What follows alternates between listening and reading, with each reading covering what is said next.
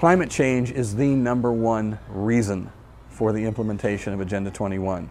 The world's population has been growing exponentially because of the agricultural revolution and several industrial revolutions fueled by oil, coal, and natural gas. You don't have to haul wood and go and chop trees and do all kinds of hard work, stuff that is really provided by science and technology.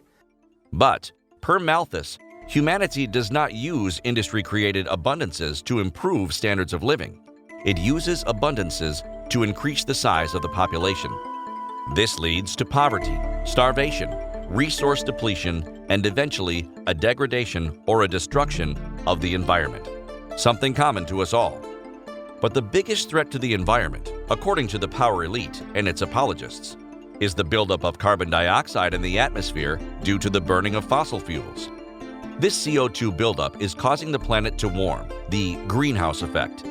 If CO2 reaches a critical point, whereby it causes a condition of runaway warming, Earth could become like the planet Venus, complete with a 900-degree surface temperature and no life. Global warming would thus be an existential event as bad as global thermonuclear war. Given this, one has to admit the power elite has made a very good argument, if their facts are correct.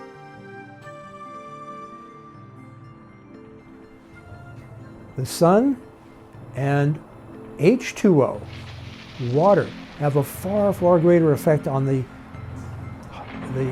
climate of the planet and how hot the planet is than CO2 does.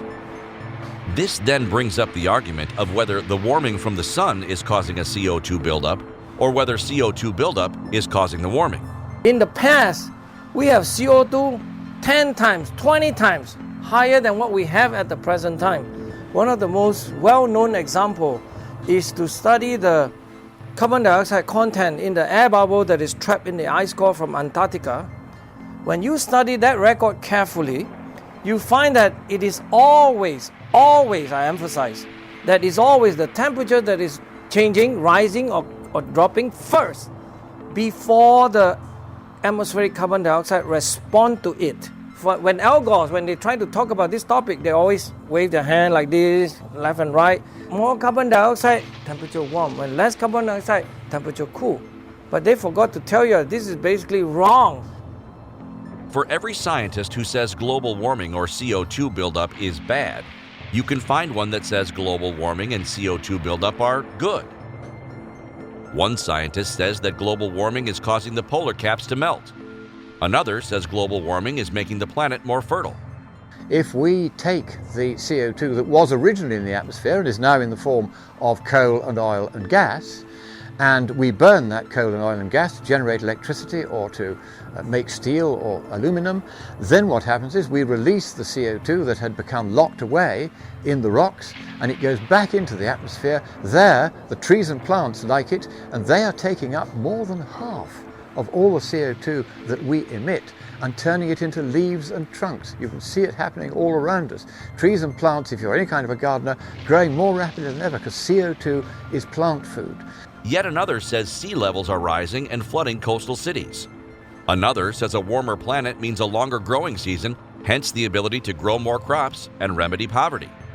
If you study this very, very carefully and you ignore all the politics, that's what science is supposed to do, and you don't get your hand tied and your mouth completely controlled by the UN mouthpiece, then you will reach the conclusion that quite a substantial part is actually explained by natural component. The more sunlight you have, you will warm. You will evaporate more and then you will evaporate water vapor. That causes the greenhouse effect. Water vapor is the primary greenhouse gas versus CO2, which is always known in any textbook as a secondary or tertiary greenhouse gas. Some astronomers tell us global warming has nothing to do with human activity or fossil fuel-driven industrialization. The entire solar system is warming up due to fluctuations in the sun's coronal output.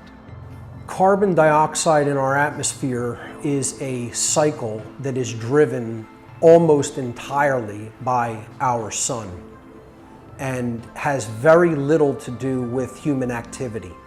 We have collected data from Mars, from Jupiter, from even out in Neptune. We have actually shown that the sun has melted the Mars ice cap.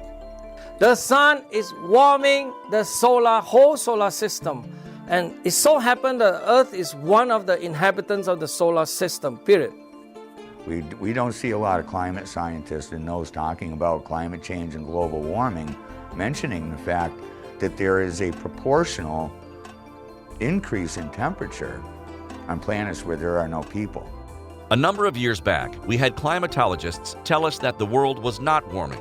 It was cooling due to the dimming effect of particulate matter in the atmosphere. With this discovery, the term global warming was converted into the term climate change. Talk about hedging your bets.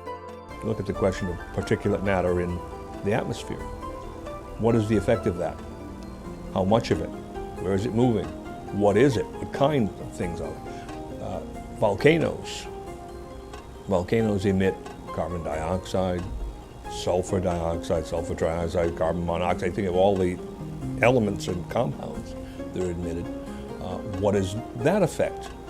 Whether or not climate change is an existential threat, the United Nations is marching forward and using it to justify the central planning of not only the land, air, and water, but all resources, plants, animals, and humans on the planet, as we discussed earlier. The global elitists who are currently in power want people to believe that carbon dioxide in our atmosphere first is a tremendous problem, and secondly, they want us to believe that the cycle of the amount of carbon dioxide that happens to be in concentrations in our atmosphere is driven by human activity. The real problem here is that there's a political driving force behind what they call climate change, which is once again the desire of the UN through their general sustainable development theories to gain increasing control over the way industrial society operates. Then you really have a kind of a stranglehold on every country in which the United Nations can exercise this kind of power. And that is why most governments around the world, because all of them have their totalitarian streak, have gone along so gladly and so readily with the storyline that global warming is going to happen at a rate sufficient to cause danger, and only the government can save the environment from the people. The solution is always more government control, more taxes, and less freedom for you. In their words, they are doing this through a comprehensive plan of action to be taken globally, nationally, and locally by organizations of the United Nations system, governments, and major groups in every area where humanity impacts the environment. By organizations of the UN, we mean the World Trade Organization, the World Court, the World Bank, and non-government organizations like the Sierra Club, the Nature Conservancy, the World Wildlife Fund, and Wildlands Network.